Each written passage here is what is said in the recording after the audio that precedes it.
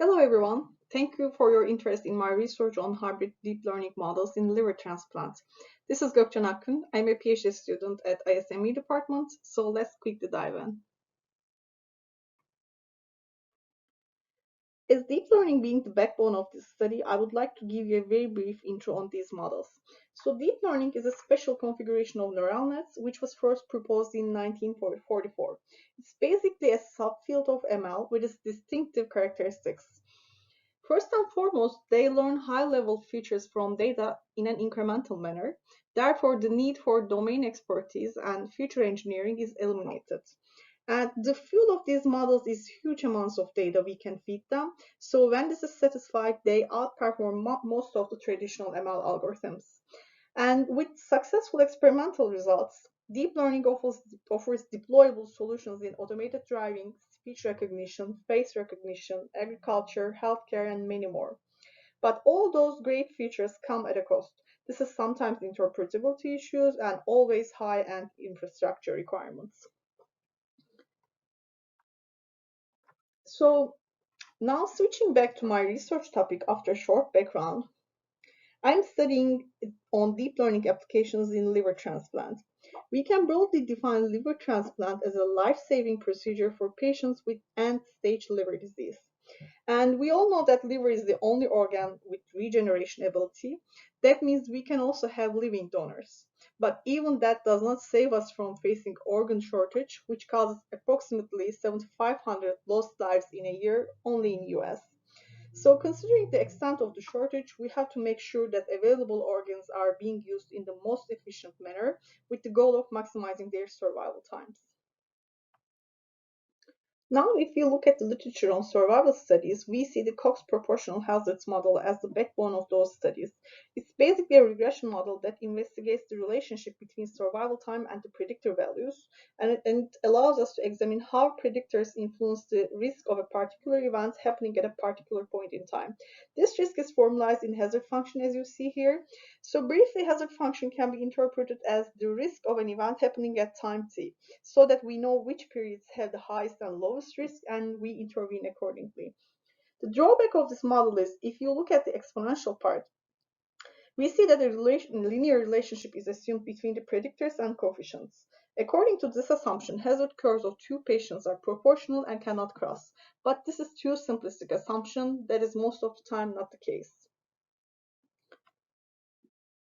So after giving you a glimpse of what has been done so far, let me talk about the gap that is present in the literature.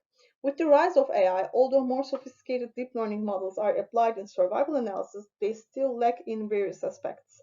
For example, although using more sophisticated network structures, some studies have maintained the basic assumptions of Cox proportional hazards model, such as the time invariant effect of covariates, so they suffer from the generalization problem. Some of them assume an underlying stochastic process, such as Weibull or exponential distribution. Again, this may not generalize well in real-world scenarios.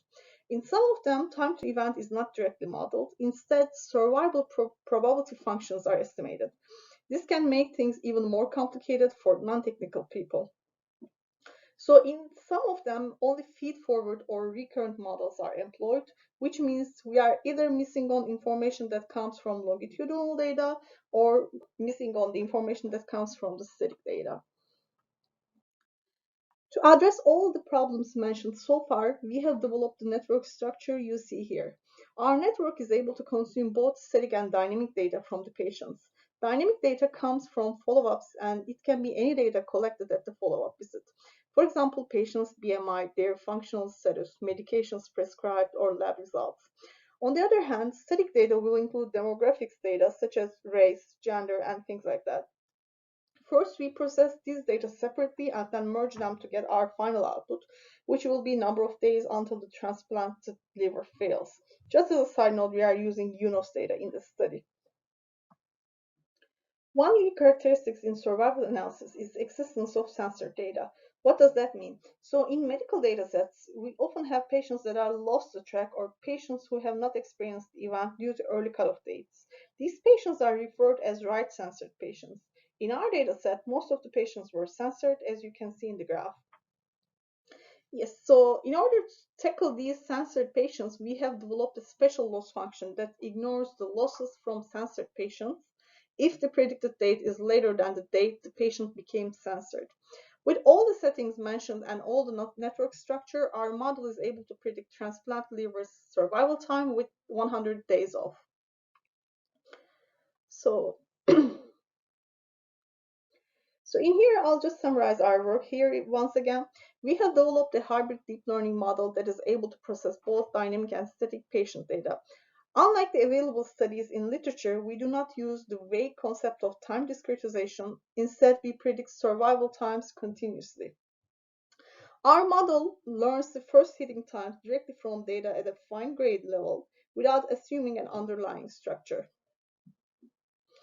As a future step, we will involve NLP techniques in the model to be able to process free text data in medical records.